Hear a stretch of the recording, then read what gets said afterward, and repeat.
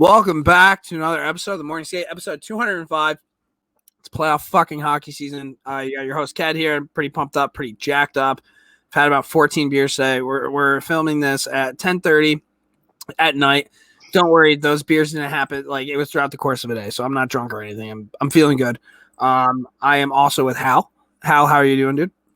It's good, dude. Thank you for showing restraint. I asked you just to not black out, so that's good. I mean, it seems like you're really feeling yourself. You were like, Ked, don't black out. I'm like, bro, like, it'll be fine if we do that. But then you informed me that you talked to some listeners who have listened to us before when we've gone off the rails, and I reeled it right back in, bud. I ate a couple cheeseburgers. I got some carbs in me. And you want to know what? Before we get into the podcast, I'm going to do for the first time a live Can I Boost sublingual oil CBD right here. Sublingual? Look at that fucking thing. Focus and energize. Tell me I don't need that right now. So right now, this is Can I Brands promo code TMS25. Save 25% off your order. That's canibrands.com. Directions: 1 dropper fill, 1 to 2 times daily. Shake gently before the use. Oh God. Oh no. Okay, we're good. Got it open. You got to push down. It has like the kid lock on it. Look at that thing right here. So I'm gonna load her up. Load her up. Oh yeah, that's a fucking big one. We're supposed to swish it. No, you hold for 30. Didn't say it. I just swallowed it. It said 1 or 2 times a day. I think a lot of people put it in water. I think I've seen Dale rub that on himself. Well, here's the thing: it's 1 to 2 times a day, and it's 10:30, so I won't be able to do another one. So we're gonna do 2. And Ked's going to be super energized and focused for this podcast. So, guys, that's TMS25 promo code. Head over to canibrands.com. Save 25% if you. It's got a little good taste to it. Not bad. You know what? I think buzzing right now. So that's CBD stuff. I think it's from Arizona, correct? Doesn't it say made in Arizona or something? Oh, bro, yes, it does. Right on the box. Yeah. So for whatever reason, I just think their CBD tastes like Arizona, and I mean that as a compliment. Fuck like yeah. A nice desert sunrise. It's better than tasting like New Jersey. Yeah. Imagine if this was CBD made in New Jersey, how that would taste like. Bro, we got some Arizona to it. I would taste like a Grand Canyon sunset. I would taste a Grand Canyon sunset over a back alley in Newark any day of the week. If I went into a bar and there was a drink special for the night and it was called the Grand Canyon Sunset, I'd order 6. Yeah. Wow. It's probably already a thing, dude. It definitely is. But if not, that's awesome. This is all natural, no odor, no pesticides, pure hemp CBD, lab tested.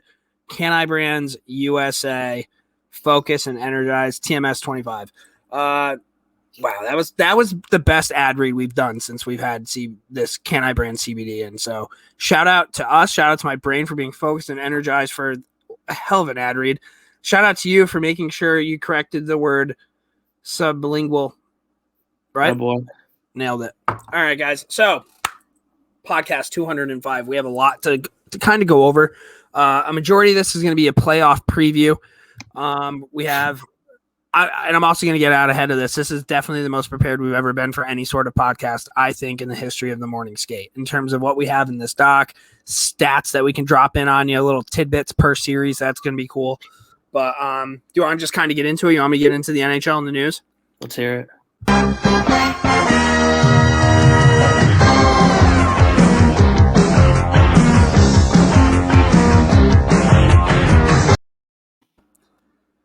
All right, NHL and the news. Oh, man, you changed one of my heroes. We're going to start off first.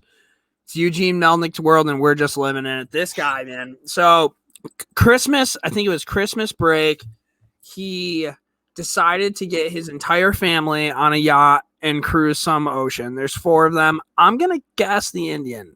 It's probably not correct, but one of the 4 oceans that him and his family got on this yacht.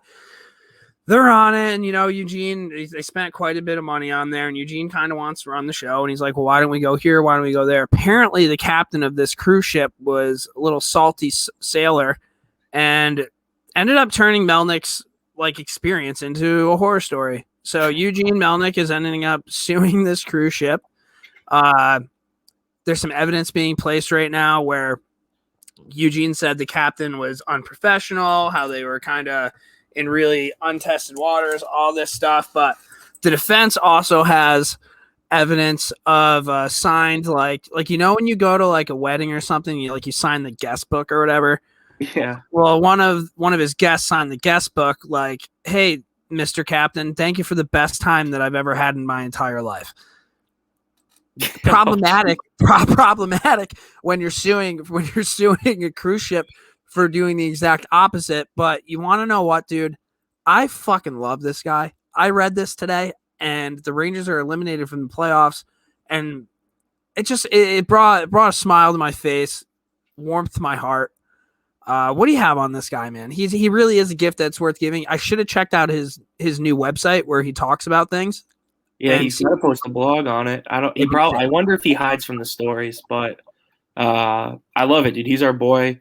Talk about him all the time. My two thoughts on it: one, kind of remind me, show you've watched Silicon Valley.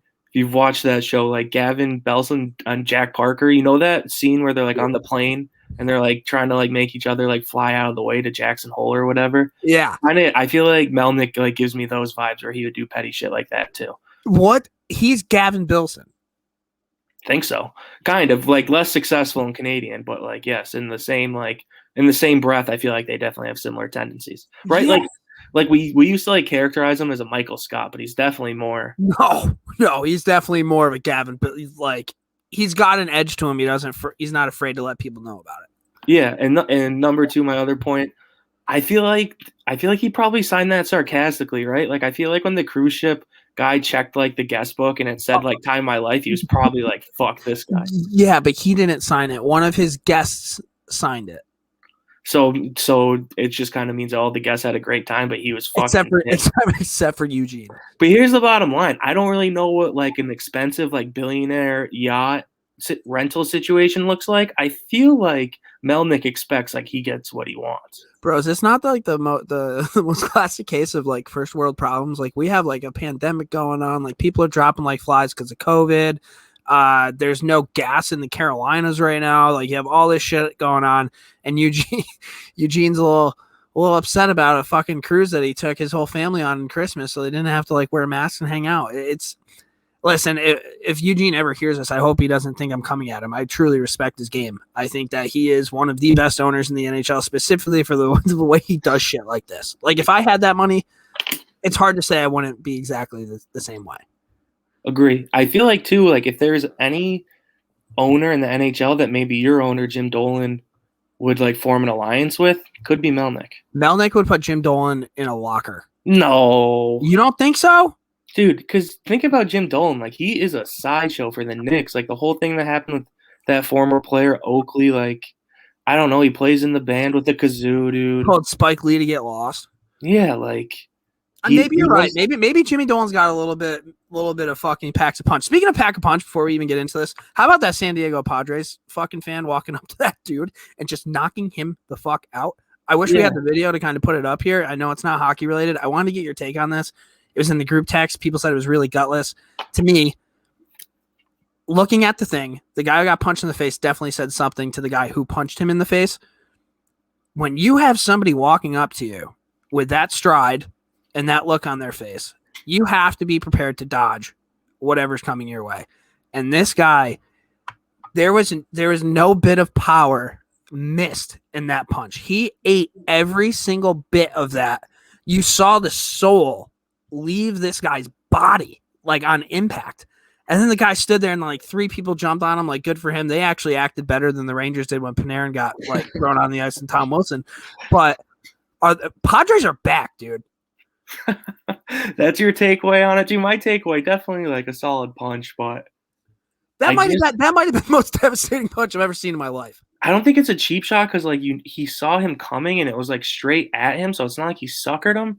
But I just think that there was a huge age gap, and I just think when you're like 25 years old and a guy at a bar starts screaming at you, like you look to your left, you look to your right, you're like, yeah, like one of my friends might fight this guy, or like you're like, I might have to fight this guy for my friend. Like you have that instinct. But when you've been like working in corporate America for like 25 years and you've been like raising kids and shit, and you get in like a pissing contest with some 25-year-old, like I just don't think like your fight or flight is the same. Like I think you forget that like you're about to get punched in the face, dude. Like, yeah, but don't stand up then. What was that guy doing standing up? What are you going to stand up? Mano y mano. If you stay in that chair and that guy comes over and he yells at you and he berates you, I don't think that guy's going to walk up to a sitting dude and punch him. But the fact when you stand up, dude, it's fucking green light, bro. It's a 3-0 count. Your third base coach is giving you the green light and you're going to fastball down the middle. Another baseball fucking metaphor. I'm telling you what, guys, this can I boost focus and energize sublingual oil made in Arizona, Grand Canyon sunrise, sunset, whatever it is. But slam Diego. Here we go. We got more news. David Quinn was fired from the New York Rangers. In 208 games, he went 96, 87, and 25. Actually, one of my biggest pet peeves in the history of like the David Quinn saga is they would always put his record up on the screen and would always say he was above 500, which I mean, I guess he is 96, 87, and 25. But when you add 87 and 25, 25 is overtime losses. That's a loss, correct? Yes. So 87 and 25 to 1, that's 112. So he was 96 and 112. Is that an above 500 average? No. I mean, your points might be close. I don't know. My opinion on David Quinn was he was brought in.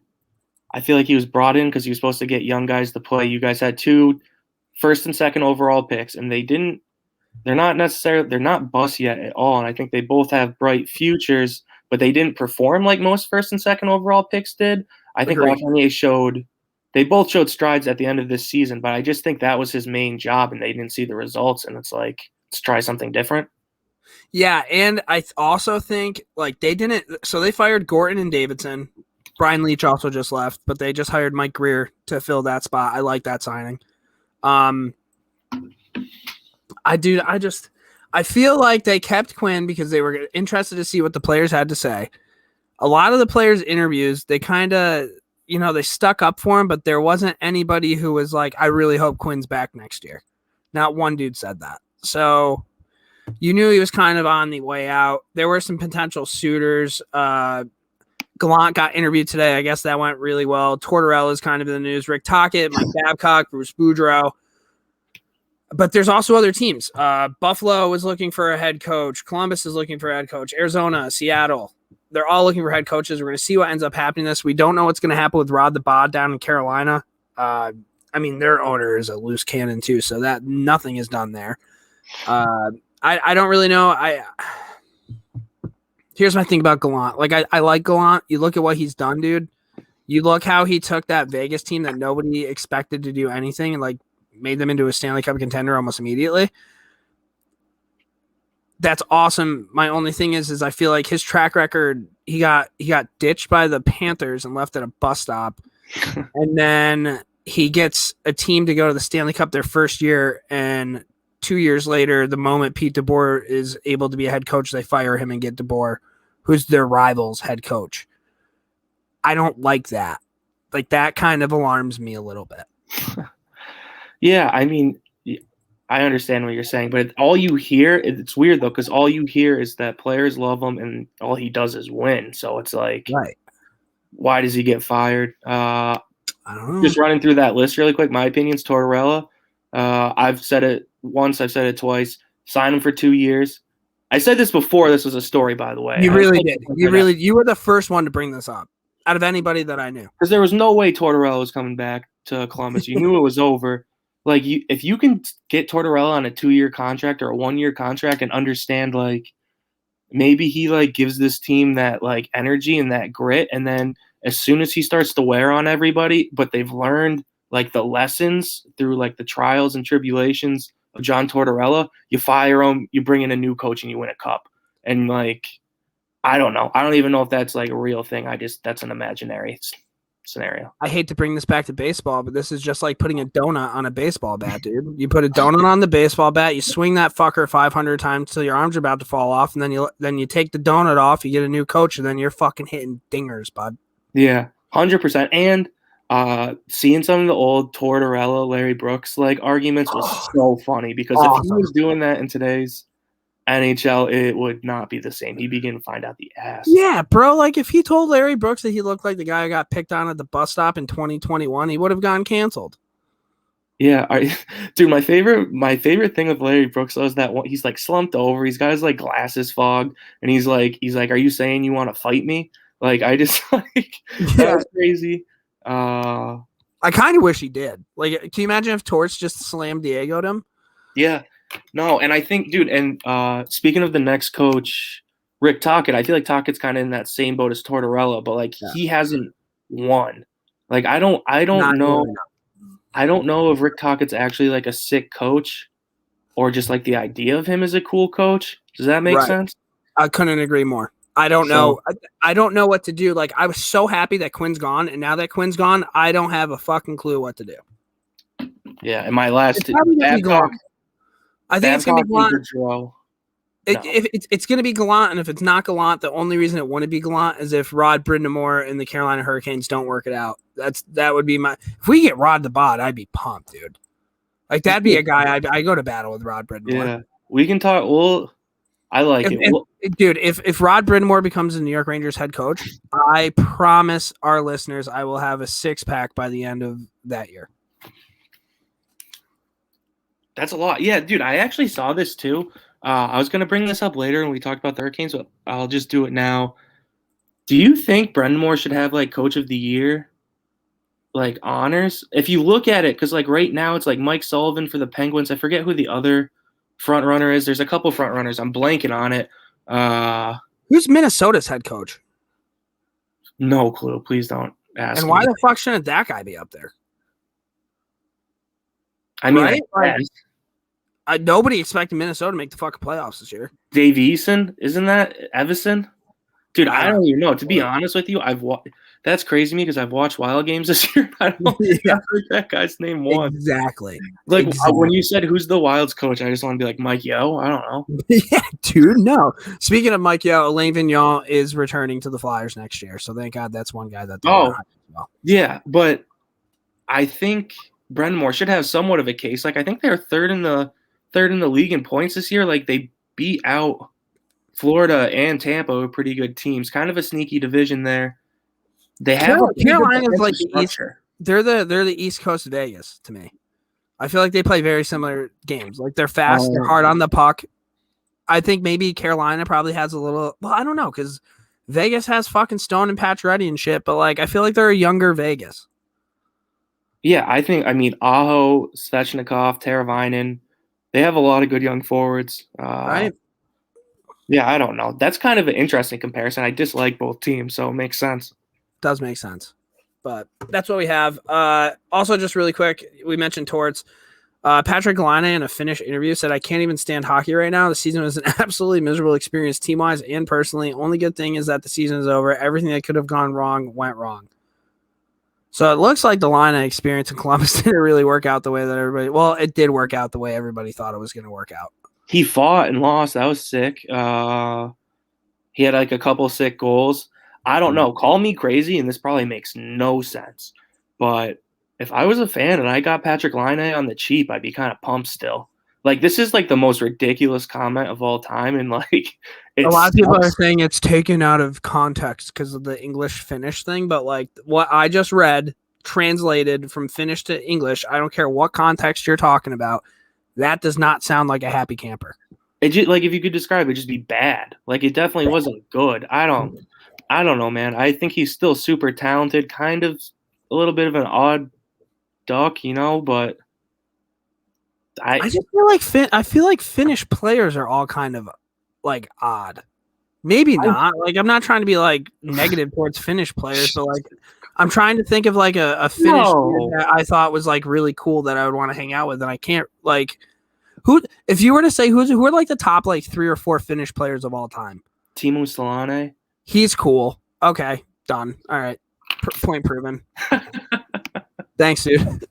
Yeah, I don't know because I love Finnish hockey, and I actually think Patrick Laine is the opposite of like when you think of Finns, you usually think of like two-way responsible, like obviously like Selänne, Curry, but like Barkov's like a two-way player, Rantanen, Aho's good, the Koivu brothers, like you think when I think Finnish hockey, like Rope Hintz, Teravainen, Jiri Lehtinen, like defensively responsible, fast, play hard, and they're smart. Like, and Patrick, what ruined it for me is Capo Caco. That's why I think Finns are awkward, because he's obviously the most awkward human being of all time. I mean, Valtteri Filppula. Who was the guy for? Who's the guy for the Flyers? Laterra was like in the cartel, allegedly. I think I do remember that. Might have wrote a blog about it.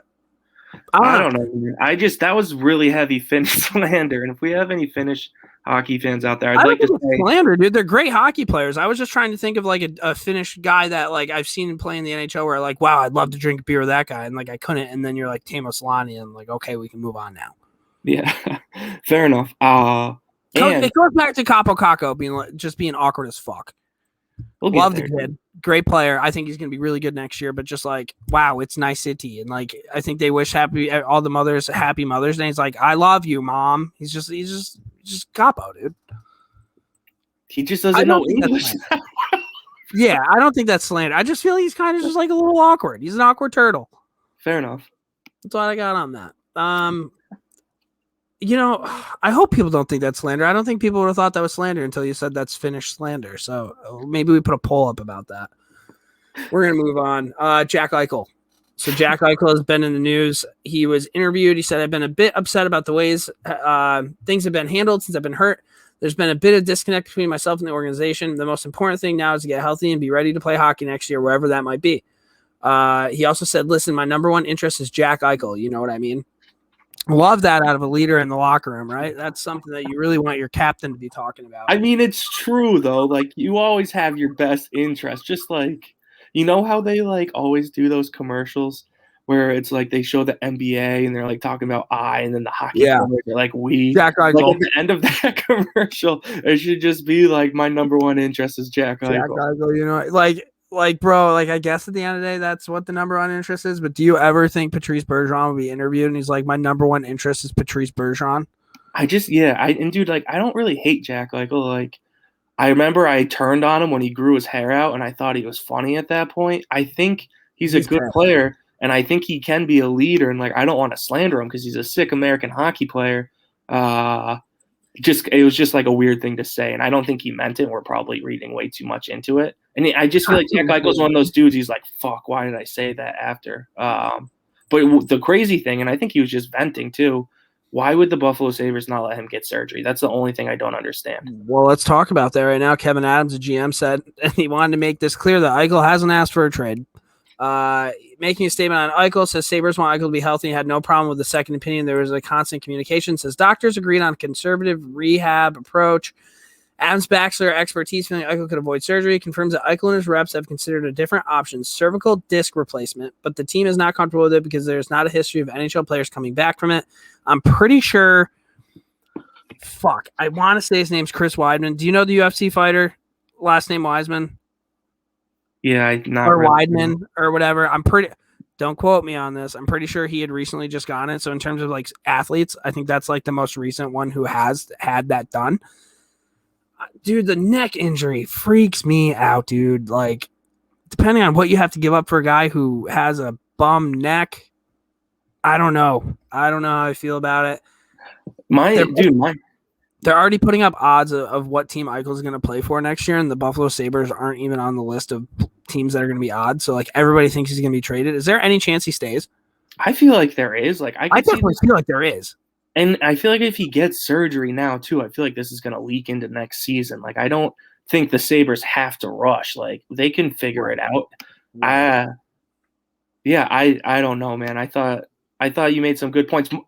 The whole surgery thing, though, like, I just feel like in today's world, like, medicine's so fucking crazy that these, like, athletes now have the craziest fucking surgeries. And sometimes I feel like they're, like, athletes get the choice. It's like, do you want to rehab for, like, 10 months or do you want to have this crazy-ass surgery and, like, rehab for 8? And they're like, I'll take the 8. And they, like, choose to go that route. So, like, I don't know, man. Like, if Eichel's surgery goes wrong and he can't come back, like, don't you just put him on the IR and he's not on the salary cap? Like, he's your star player.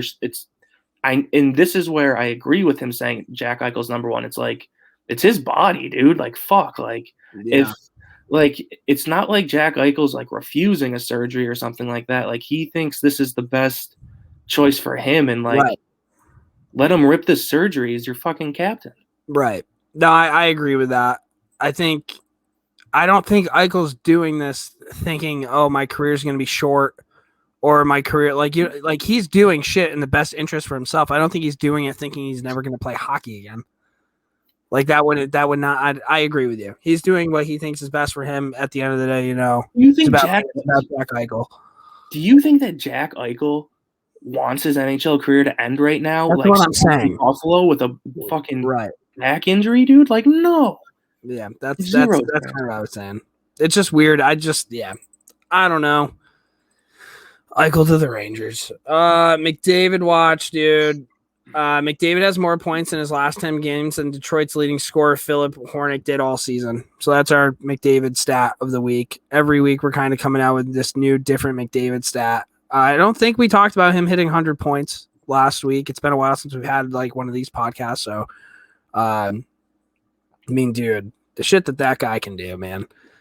I really, really hope we're going to see the Oilers and the Maple Leafs in the I don't even know what it'd be. Semifinals, quarterfinals, whatever. The finals of the North. I hope we see McDavid and Matthews battle for King of the North, dude. King of the North. You know what I'm talking about? It's Game of Thrones. Yeah. Yeah. Can we move on, dude? That was uncomfortable. You're uncomfortable. I wanted to bring this up. This is probably better for Bruins talk, but the last game of the year, you guys benched everybody and just brought up the Providence Bruins. And like we actually talked about this earlier this week. Has this ever been done, dude? I've never seen an NHL team do this where it's like, okay, with the Boston Bruins aren't playing, the Providence Bruins are going to be playing. I don't know, dude. Taxi squad kind of vibes. I think that's how it kind of works out this year. It was crazy. I mean, it was sick. I told you this. Steve Camper having an A on his jersey, Nick Ritchie having an A. That was something I never thought I'd see. So that's tough. Also, if you're like Jake DeBrusk, because like there's literally like 5 regulars in the lineup. Like if you're Jake DeBrusk and Stevie Camper's getting the A over you, like that should send more of a message than you getting benched. Yeah, I think so. Like you're telling me Steve Camper is a better leader than I am? I don't even play in the NHL, and I think I'm a better leader than Steve Camper. Yeah. The leader. Speaking of fucking American leaders? I love that. What a segue. We're just going to kind of touch on the World Championships really, really quick. There's just 2 names we want to talk about. It is officially the season of the Justin Abdelkader and Brian Boyle comeback tour. They're going to be playing on the first and second lines for Team USA. The Rangers keep talking how they want toughness, they want leadership, they want guys that are going to be able to do the little things and participate. Brian Boyle and Justin Abdelkader are your men. But those two, if they have a fucking good thing, if Abdelkader, what was his issue? Was he just getting older and slower? I think he had 1,000 back issues too. Okay. And then I don't really know why nobody signed Brian. Brian Boyle was still a productive player the last year that he was in the league. He's never been a huge goal scorer, but like he's pretty good. He can fucking take penalties. He's good at the dot. Not a great fighter, but I love Brian Boyle. I thought he should have been the captain of the Rangers back then.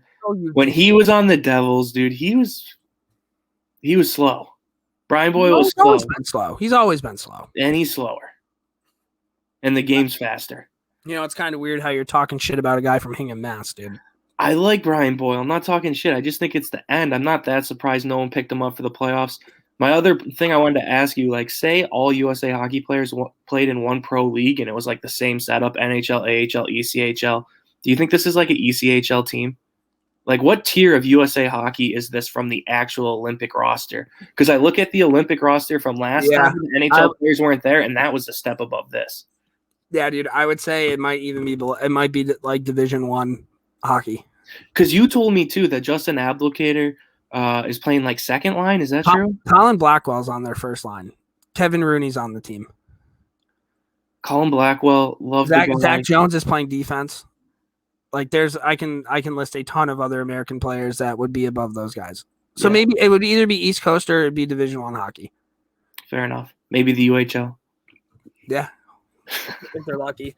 And then before we get into playoff talk, I just want to bring this up. ESPN is going to add Ray Ferraro and Brian Boucher And Ryan Callahan. I know you're pretty pumped about Brian Boucher. You've been stroking him off over the last fucking 8 or 9 weeks. You're like, every time we bring up ESPN, you're like, hey, Ken, I really hope they bring in Brian Boucher. So you got your whip, dude. And Ray Ferraro, I think Ray Ferraro's great, dude. I love listening to him.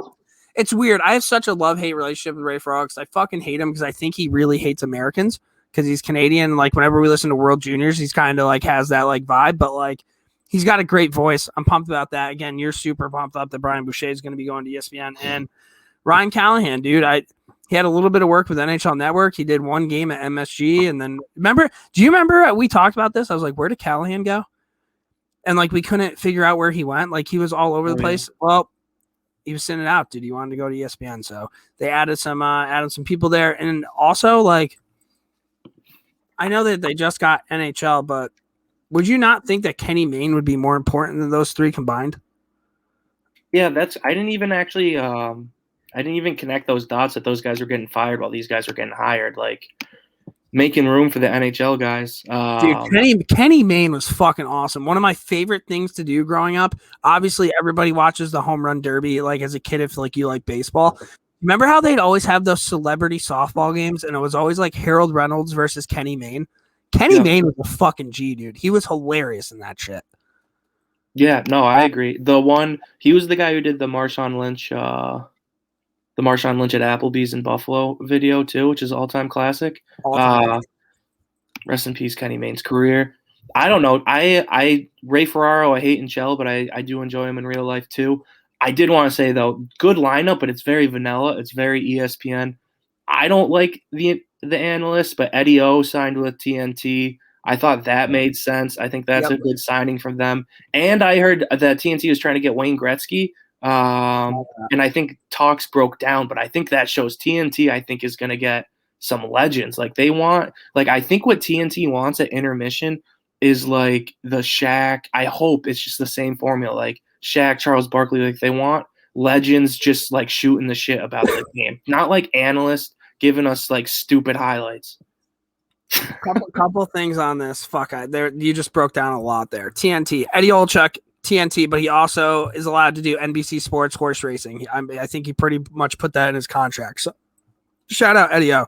Also, I know you're not a huge Eddie O guy, and I talked to Brownie, our other Bruins guy, also not an Eddie O guy. So maybe there is some serious like bias against the Bruins that I just have never picked up on throughout the years. It was nice to see everybody get their panties in a bunch when Wayne Gretzky was like being talked about going to TNT, and everybody's like, "There's so many other better people that could go on than Wayne Gretzky." Yeah, dude. Who? Yeah, because like some weirdo from The Athletic who writes a fucking article once a week. Like, no, I'd rather listen to Wayne. Yeah, and like even, dude, I feel like even if like there's guys that are also like on the panel or like analysts or whatever that talk a bunch, like even if Wayne's just there to like crack like a joke or like say one line about what he saw, like it's fucking awesome. He is very vanilla. Like what Wayne Gretzky never, like obviously the best hockey player to ever do it, but he's never really struck me as a guy that would like smash Budweiser heavies over his head. Like he never gave me that like I'm crazy vibe. I don't know. And then you mentioned Shaq and who's it, Charles Barkley. Is that not just Mike Milbury and Jeremy Roenick?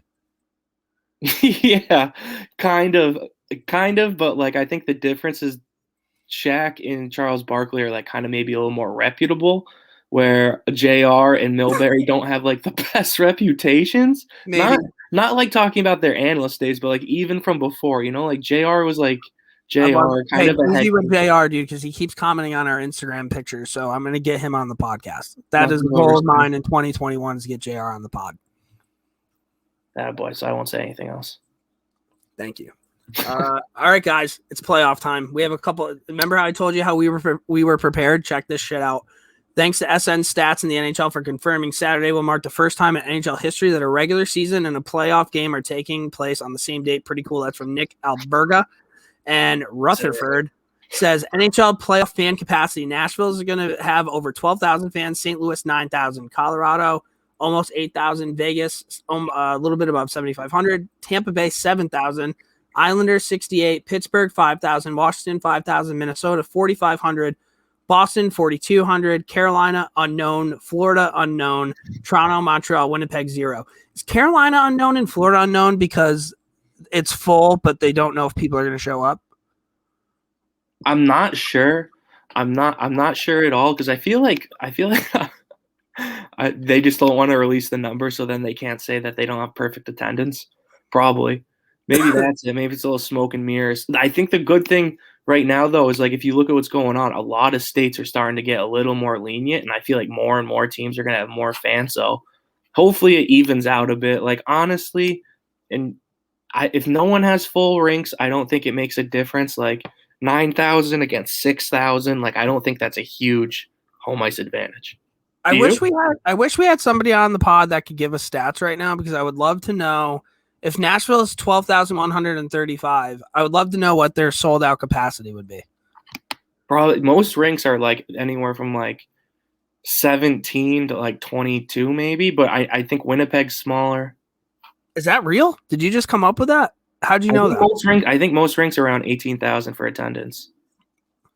Anyway, Hal. Fuck, man. That was impressive, dude. But let's kind of get into it, dude. We're going to talk North Division first. We're going to talk the Canadian Division. Oh, I was off. NHL average 17,456 fans. So you got to think something. Pretty good. Go on. Nashville's going to need every bit of help. We'll get into that in a bit. But North Division, Toronto, Montreal, they're playing in the playoffs for the first time since 1979. Whenever the Leafs and Canadians have played each other in the playoffs, the winner of the season has went on to win the Stanley Cup. This year, Toronto is 7-2-1. Montreal is 3-6-1. Toronto has scored 34 goals. Montreal scored 25. And the top scorers are Matthews, 7 goals, 7 assists, 14 points. And Canadians, Jeff Petrie, 10 assists for 10 points. What do we have on here? Yeah, I don't know. I want to start out by saying this. People have been shitting on the North Division. Like, I don't know if you have an opinion on this, but everyone acts like Toronto's winning the North because the North sucks. How does anybody know? Why is the North Division the division that everyone's saying is like the weak one? Do you agree with that, or do you think it's really true? Like, how do we actually – like, Winnipeg's a good team, and they struggled. I think you know what, dude? You made a great point. Out of any team in the NHL this year, the only team that didn't get shut out was the Ottawa Senators. And I think the last like 20 games of the year, the Senators kind of went on a rip. Playing the Flames, they might not. I mean, dude, it's weird. You're right. This is kind of like, remember back in the day, it was like East Coast versus West Coast. West Coast is a way harder brand of hockey. Yeah. I don't know. I think a lot of this kind of probably has to do with the fact that Toronto did so well, but everybody kind of thinks that they're a soft hockey team. Maybe that has something to do with it. There was an anonymous NHL player that came out and said that like they don't think Toronto's that good and they're going to get run. Blah, blah, blah, blah. I don't know. For me, I think this is an easy pick. I'm going Toronto. I think the only chance the Canadians have is they make it very difficult for Austin Matthews and all those guys to go 200 feet up the ice. And that's banging bodies. That's getting in the face. But Toronto did add Wayne Simmons. They got Joe Thornton. They just got Nick Foligno. Those are the type of players that you're going to need in the playoffs. There's a controversy about who's going to be starting between Jack Campbell and Freddie Anderson. You definitely start Jack Campbell, right? Yeah. Anderson came back like last week after being out for 2 months. I think he gave up 4 goals on 28 shots. Like, kind of rusty. I think he has like an 890 something save percentage this year. Jack Campbell, 925 save percentage, 211 goals against average. Like, been a steady goalie. Like, I would argue is a top 6, maybe top 8 goalie in the league this year. You have to start him, and I guess my question to you is, I think one, you have to start him. Do you agree with that? Mm-hmm. This is the classic. Didn't Washington start Grubauer when they won the cup, and then they went to Holtby? I think so. So you have that in your back pocket. If the Campbell thing doesn't work out, you can always just go to Freddie.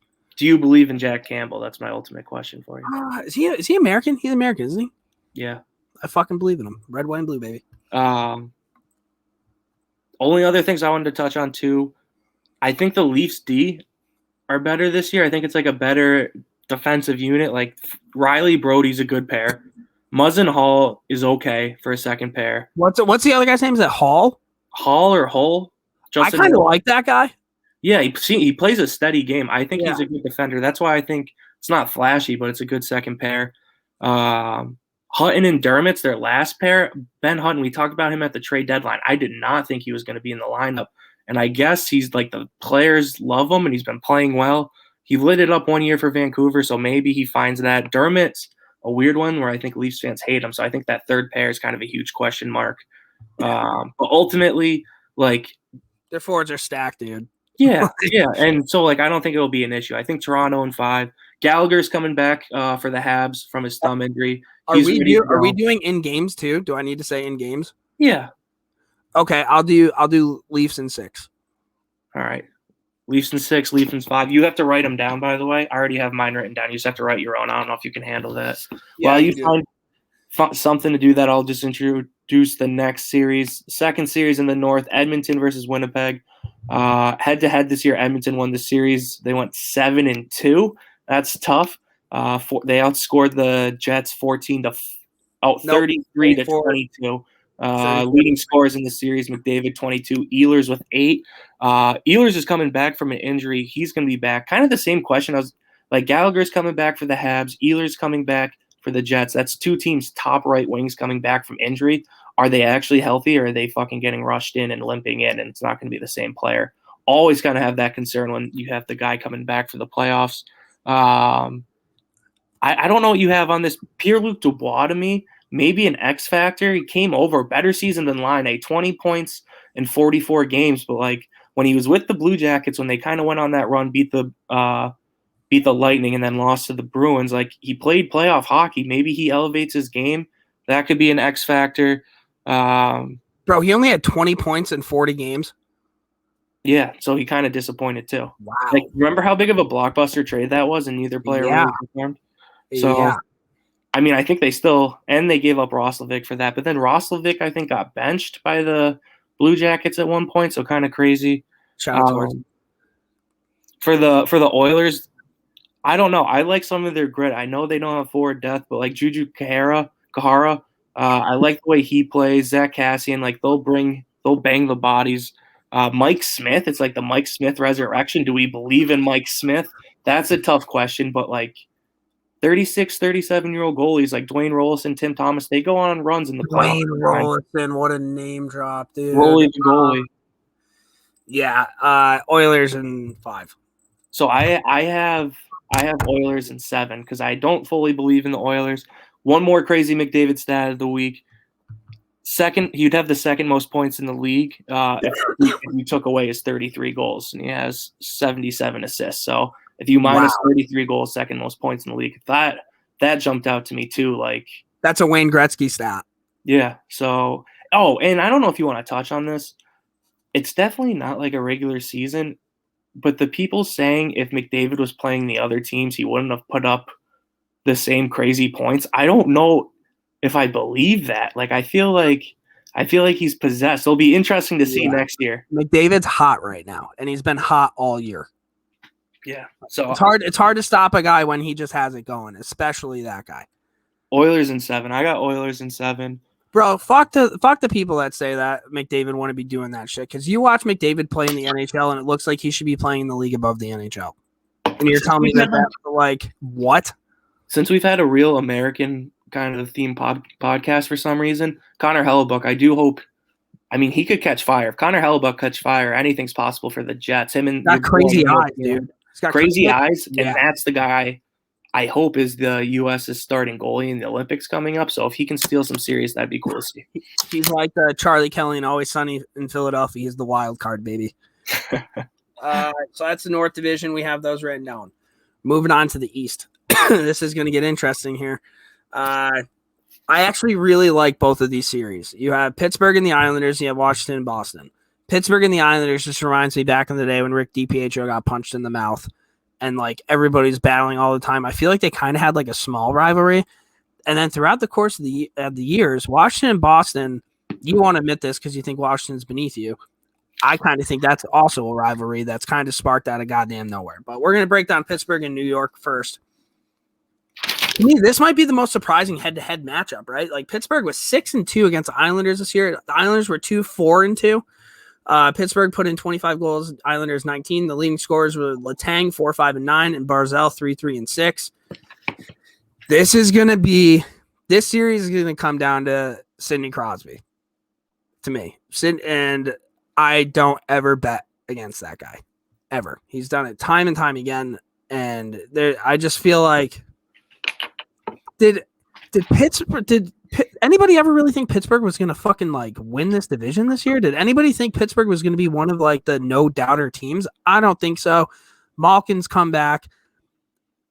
Their goaltending, I guess, is a little suspect, and the Islanders do a really good job scoring the first goal and shutting shit down. But to me, man, I have Pittsburgh in 6, but I'm also a Rangers fan, and I don't know. I guess it would be kind of cool to see the Islanders beat Pittsburgh. It would be kind of like a big fuck you. The Islanders are here to stay, but I don't know. What do you have? Yeah, this was a real tough one for me. So my heart says Penguins, but there's a couple things. Do I believe in Tristan Jarry? Unsure. I think Varlamov, Sorokin is a better combo than Jarry and DeSmith. I don't know if you have this thought process, but I actually think Sorokin's a good goalie. I don't know how he's played against the Rangers, but almost more steady to me than Varlamov. I don't know why. They're both really good. They're both really good goaltenders. Yeah, so they definitely win that matchup there. I think obviously you talk about Crosby, and then when you talk about the Islanders, you talk about Trotz, like their grinding style, and just like well-coached defensive hockey. 2 lines on each team that I was kind of interested in. The one line on the Islanders, I think if they click Palmieri, Pagel, Wahlstrom, I think the Islanders can go far because Palmieri came over and he's kind of been a dud since the trade deadline. I think he scored like 2 or 3 goals. Could be wrong on that.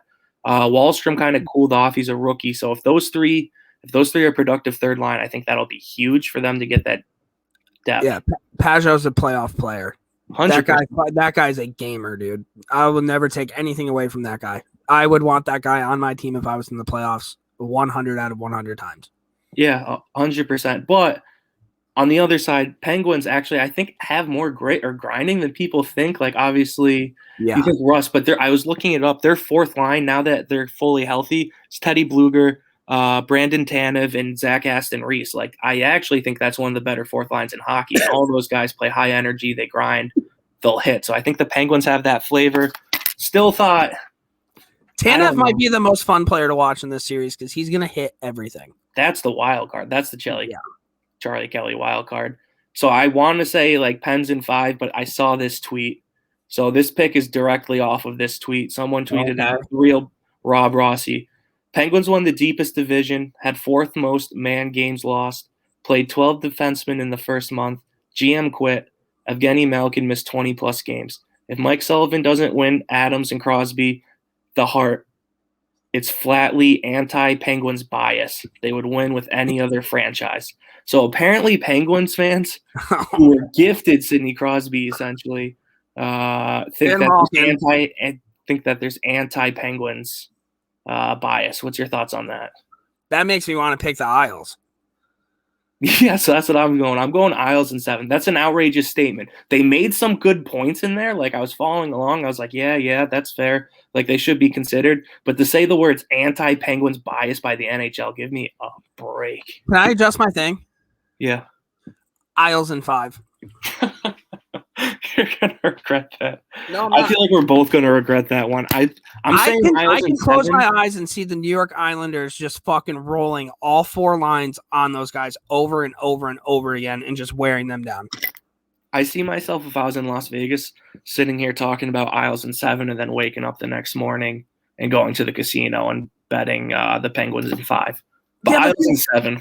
Pittsburgh was 6-2-0, but the Islanders were 2-4-2. So if you look at it that way, they lost 2 games in overtime. So that's a bounce of a puck.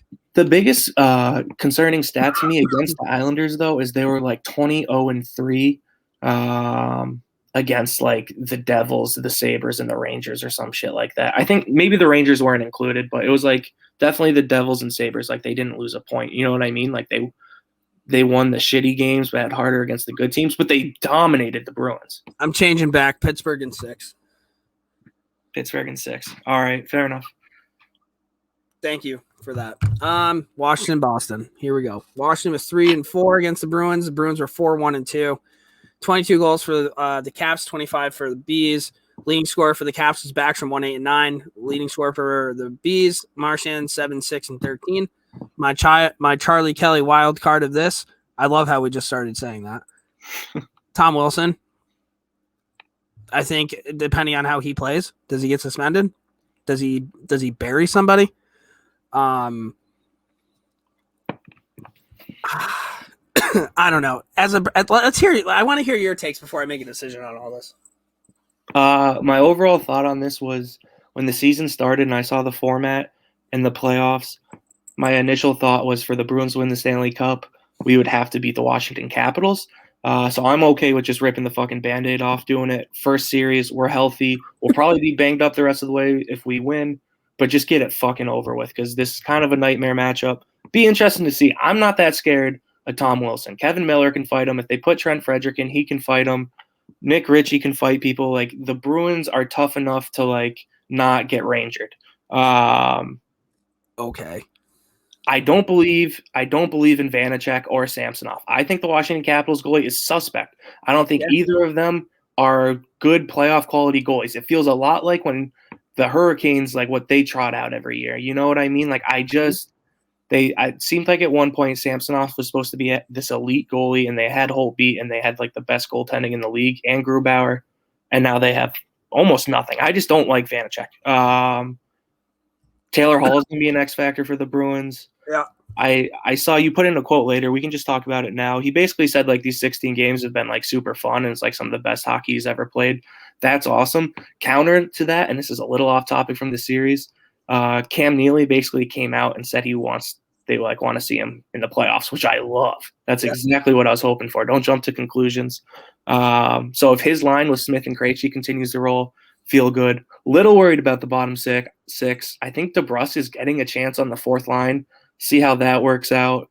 I think the Bruins strategy, honestly, is to spread out like the D on the bottom six and just like have shut down bottom six and hope the top two lines can score, which is risky business. The Bruins defense is finally healthy too. So our pairs are Grzelcyk, McAvoy, Riley, who's been great, Carlo, Lazan, Miller. I think we have good D. I feel good about our defensemen. They're steady. They don't make mistakes. Tuukka, I believe in Tuukka. Jeremy Swayman won the backup job over Yaroslav Halak. I like that because I actually feel pretty good if Swayman comes off the bench. Worst case scenario. Halak had a rough birthday, huh? Yeah, slamming his stick. That was a tough go. But yeah, dude, I could very well see the Capitals winning this in 5, but I hope the Bruins embrace this series. They play the physical game. It kind of gives them some mojo. They build off it. Fuck the Caps. We've all been saying it. I hate the Capitals. Disco, our writer, is making some dumbass memes. You know what I mean? Like Disco's Capitals Bruins memes are shameful, dude. They're shameful. One, they're disrespectful. It was a nice spring day. I had the windows down. I was driving to work. Open my phone. He's throwing out memes about the Bruins. It's like, please don't do that to me. Number 2, all he did is take a fucking screenshot and then put a couple Snapchat writing captions underneath, like a little more production value. So fuck Disco, fuck Capital fans memes, fuck the Capitals. Bruins in 7. I told you this, dude. I think the Bruins are going to win the cup if their bottom 2 lines can perform the way your bottom 2 lines performed when you won the cup. That's a lot to ask, right? Like they're completely different players, but I mean, they're deep, dude. The fact that you got Hall clicking, Krejci just needed somebody to play with is, I think, kind of the bottom line, right? Like, how long has it been since you finally got somebody that can play with David Krejci? And that's not taking anything away from Krejci. Krejci's been a very productive player, but when's the last time he had somebody where it was automatic that he was going to be playing with Krejci and he was going to be fucking lights out? It's been a long time, I think. No, it has. I think you kind of nailed it with the goalies. The Capitals goalies kind of freaked me out a little bit. Not huge.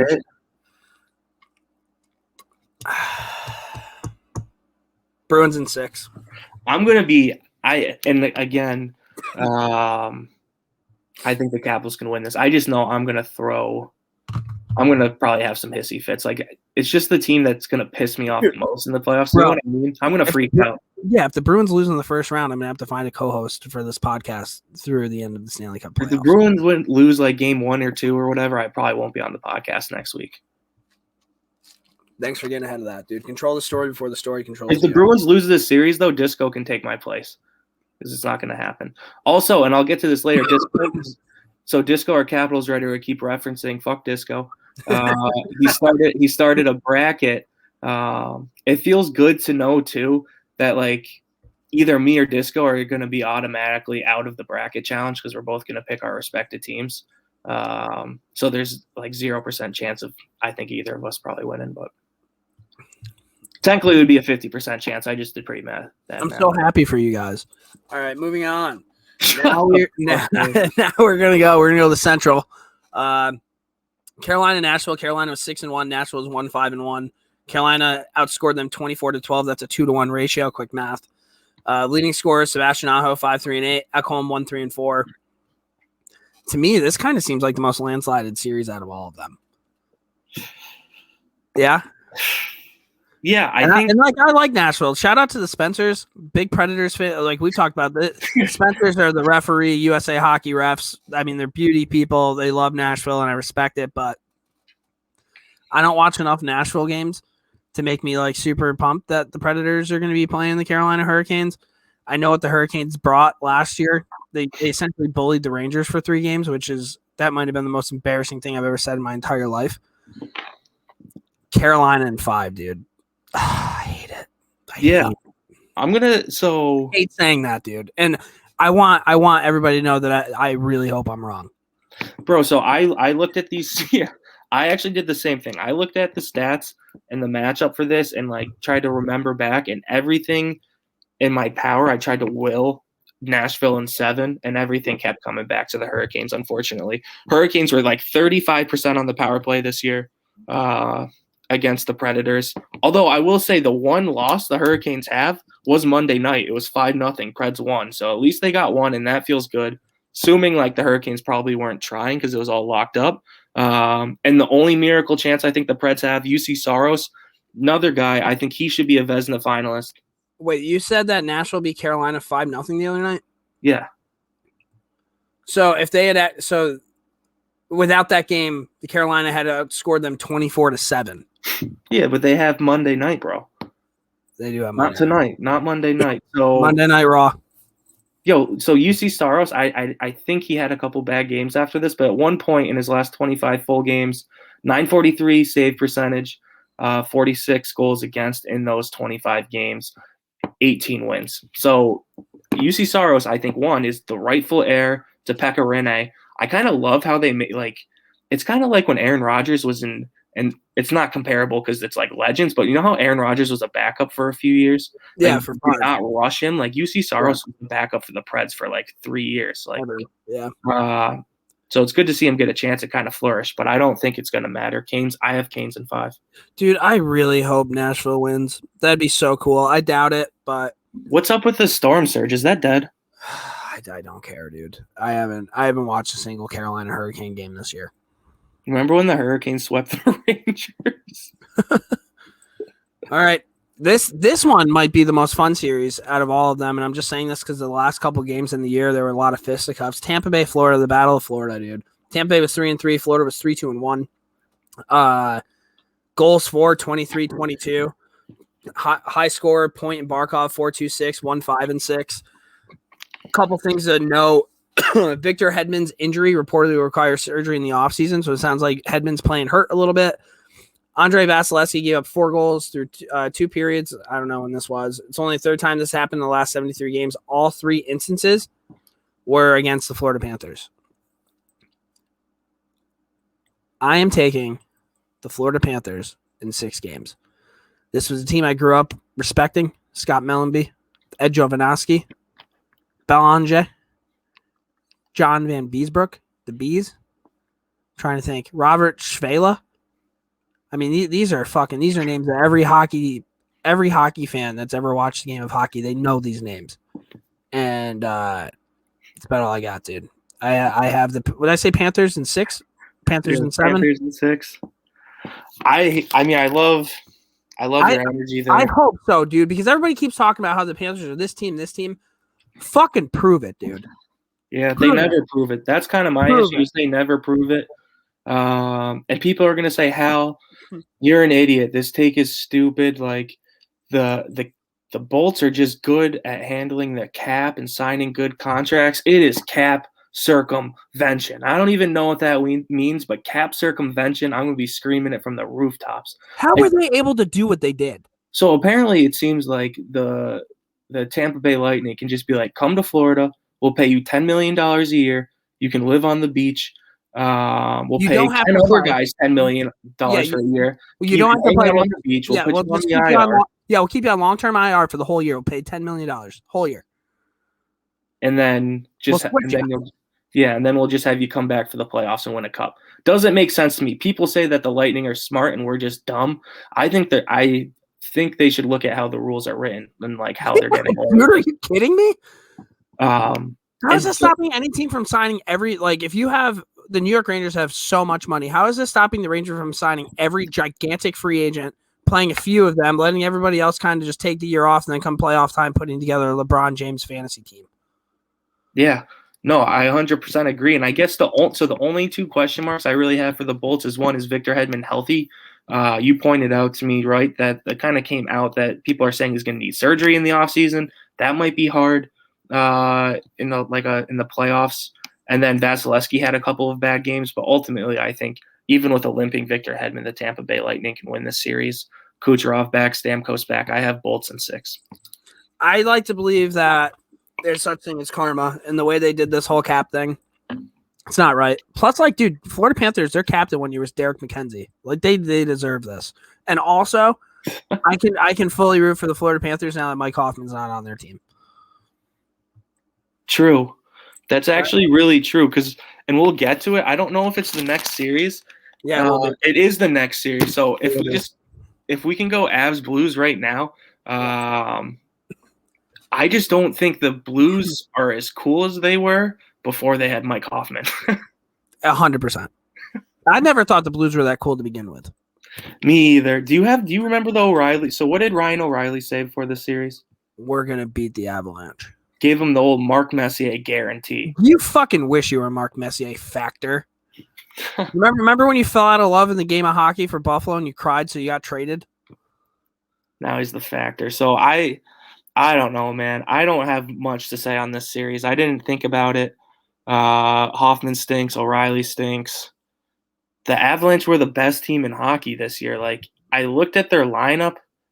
Forwards are deep. Their D is young and good. We've touched on that a ton. Grubauer, kind of interesting, but it's the fucking Avalanche. I have Avs in 6, and I honestly wanted to go Avs. You know what? No, I'm going to change it. Avs in 4. Wow. Okay, I'm going Avs in 6. I have that written down already.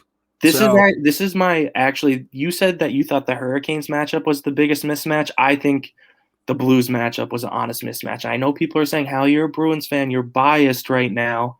I understand that, but I hate the Blues a lot less than I did the Canucks and other teams. I hate them more than the Blackhawks. That Stanley Cup loss, but I don't really dislike the Blues. I just think they went from Pietrangelo and they had Steen on the fourth line, and their veterans were cool, and I love Torrey Krug, but the way they don't have Joel Edmondson, it's Justin Falk and Mike Hoffman, just a different vibe. I loved the Blues when David Backes was the captain. And then when David Backes left, I was kind of out on the Blues. They had cool jerseys, dude. I was never a huge fan of I always get the first name wrong. Perron. I don't know. I watched a little bit of the Colorado game last night. They were fucking buzzing, dude. So I like your pick. I like your pick. And is this our last series? Number 8. Yep, our last series to pick, the Vegas Golden Knights versus Minnesota Wild. This is shocking. Vegas was 3-4-1 this year. Minnesota was 5-1-2. But Minnesota got outscored by a goal. So Vegas had 24 goals. Minnesota had 23. The leading scores were Stone 2-8-10 and Kaprizov 6-2-8. All right. So you know how every year I pick a team and this is my team, and I've already talked about how Minnesota is my team. Yeah. I feel like I back myself into a corner when I say shit like that because now I can't not take Minnesota.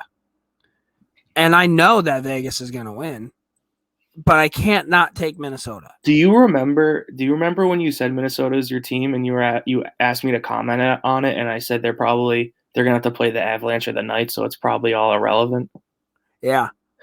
But hey, dude, I've thought this one through a ton. I said I was not a Blues hater. Well, guess what? I am a Golden Knights hater. Let me tell you what. There's no statistic. I'll give you some statistics now, actually. Cam Talbot, .915 save percentage this season. Not great. Even worse, .898 save percentage against the Golden Knights this year. So he struggled against the Knights, but I just want Cam Talbot to get hot. No real rhyme or reason, no factual proof of it. If Cam Talbot gets hot, the Wild can win this series. Point number 2, Vegas fans, sure, they lost in the Cup final, but that was your first year in the league. It doesn't hurt that much. The next year, they had the Sharks fiasco in the first round. That was tough. In order for me to get over my bias for Vegas fans, all I need is for the Vegas Golden Knights to have a couple more humps. I would like them to falter in the playoffs and lose to a team that they shouldn't. And I think at that point, I can actually give forgiveness to Golden Knights fans and embrace them into my heart as NHL fans. They just need to go through more shit. It's just been fucking roses and daisies and light shows in Dusty Millers. Do you know what I mean, dude? They're just down in the desert playing techno music, winning hockey games, and I just want them to falter one more time, and then I'll get fucking over it. I swear I will get over it. Free yourself of my curse, Golden Knight team and fans, and let's go wild. Let's go Wild in 7. Woo! Let's go Wild. I love that, dude. You're taking Wild. I'll take Wild too, dude. I'll go Wild in 7, dude. Let's go Zuccarello. So we have a buddy, Karski, Tail and Print podcast. You can listen to it, college football guy, but he bets and he texts us all the time. All the time. When I get cold, he won't talk to me for a while, which is completely understandable because sometimes I give out every day. sometimes I give out terrible picks. But I was trying to convince him today to bet the Wild just based on the odds, and he did not bite. But Wild in 7, I convinced myself. Do you ever just have a hunch? There's always one stupid series that makes no sense in the playoffs. Why not us? Why not Wild Nation? Yeah, God, dude, they're my team. I can't bet against them. If the Minnesota Wild weren't my team, I would take Vegas in 5. But because Minnesota are my team, that Mini in 7. I just read back through my picks, and I feel like I just got really excited for this one, and I'm expecting myself to go 3 and 5 in the first round. Yeah, dude, I have Leafs in 6, Oilers in 5, Pitt in 6, Boston in 6, Carolina in 5, Colorado in 6, Florida in 6, and Mini in 7. So Toronto in 5. Edmonton in 7, Islanders in 7, Bruins in 7, Bolts in 6, Canes in 5, Avs in 4, Wild in 7. We have a lot of similar picks, so we will see. I feel like podcasts, that's good. I mean, we're in sync, bro. I feel like people are podcasts, if there's 2 hosts, they should give the opposite pick to give different perspectives, but we're just out here. That's why we're in sync right now, dude. Can I boost focus and energize? TMS 25 promo code canibrands.com. If you want to have sick picks like this, dude, what are the chances I go fucking 8 for 8 and it's all because of this Can I boost? That would be huge. Hey. Or I go 0 for 8 and I just ruin everything. So we'll see. You have nothing for the Bruins. We already kind of talked about it. I have one thing to talk about with the Rangers. Ryan Lindgren signed a contract, 3 years, $3 million a year. What do you think of that? Good deal, good player, fair value.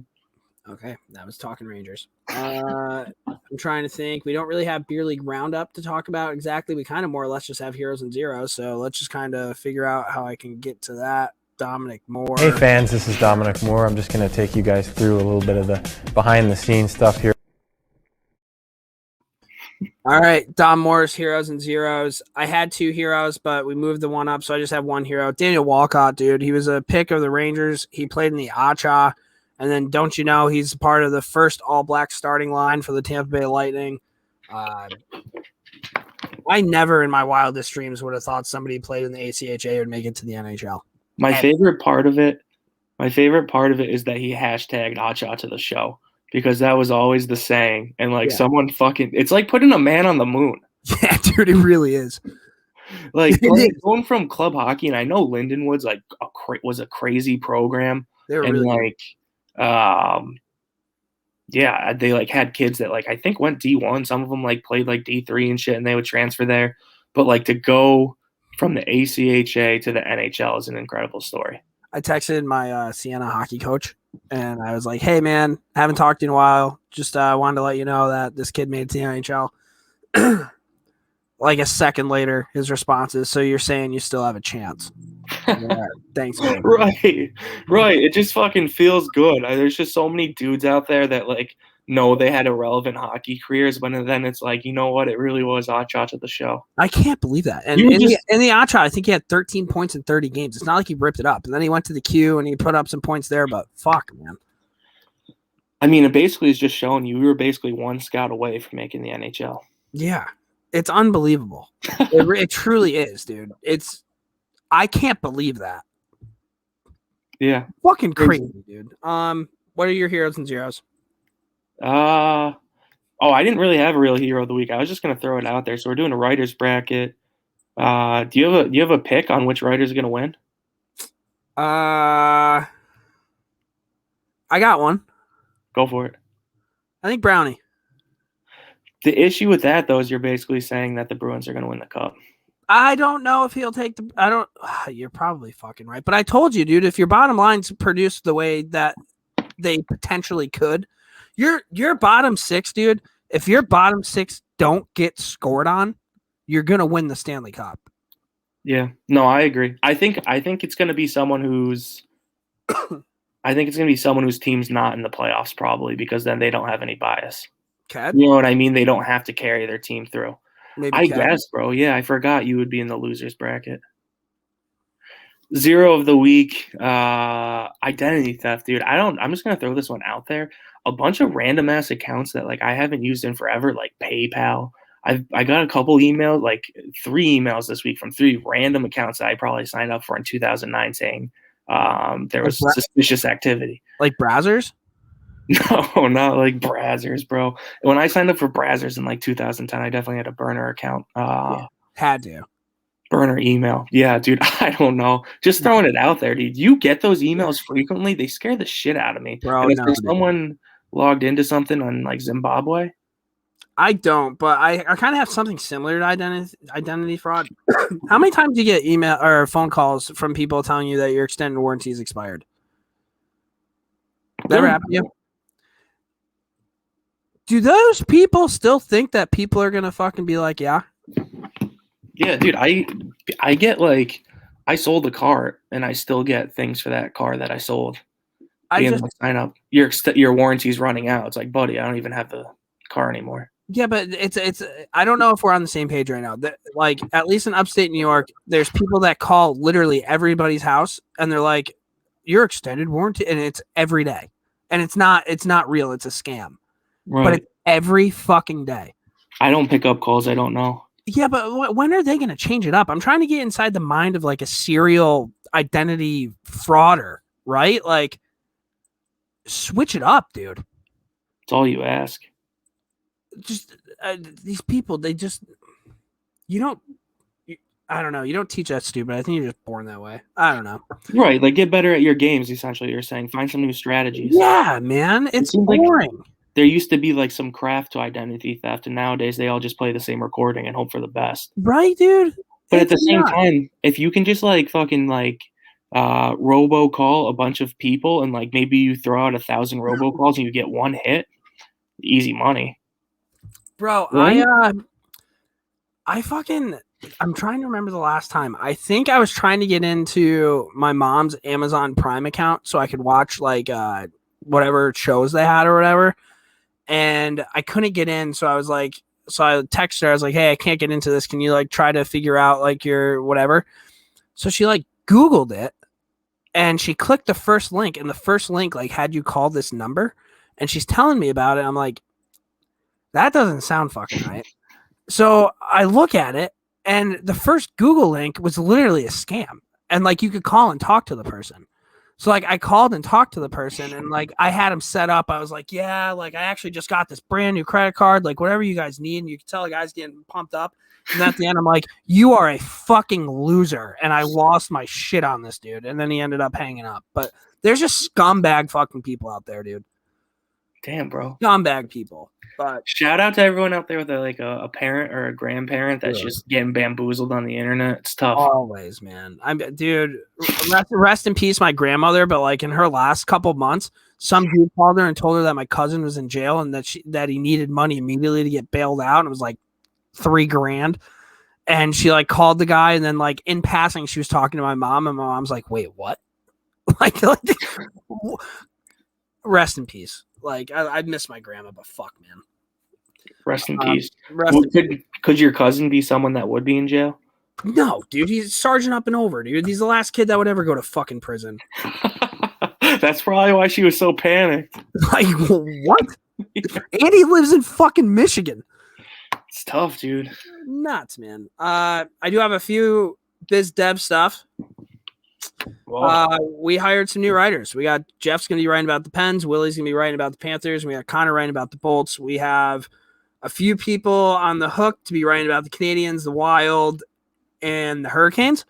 So we potentially could see 6 new morning skate bloggers coming up for this playoff push. I'm excited about it. They sent me their blogs. I've read them. Pretty good shit. So we're just going to be cranking out content, dude. I'm really happy about it. And then I actually have one last thing. I don't know if you guys have noticed this, but throughout the last, month or two, we've kind of buttoned up our shit in terms of pictures, videos, all this different shit. So just shout out to my boy Kenton, dude. He's our graphic guy, and he has been absolutely lights out since we've brought this guy on board. And he doesn't really blog. All he does is I ask him like, hey, we talked about this and that, and he'll fucking produce something really, really cool looking. So shout out to that guy, the man behind the morning skate graphics. But that is kind of what I have right now. Oh, you didn't pick who's going to win the bracket for the bloggers? I don't know. Do I have to say a name? No, you don't have to. It would have been cooler if you did. Be a lot cooler if you did, but it's fine. But again, shout out to Can I Brands, Can I Boost, Focus and Energy really got me through. I was buzzing earlier. I'm probably not gonna be able to go to sleep tonight. But I have my sleep spray. We'll be good. We're just gonna don't even worry about it. So guys, that was this episode of the Morning Skate. We're gonna be back Sunday. Hal, you free? We'll see, dude. We'll see how game 1 goes. Son of a bitch. All right. Well, guys, I'll be back. I'll figure it out. But thank you for tuning in. Morning Skate, episode 205. We will talk to you soon.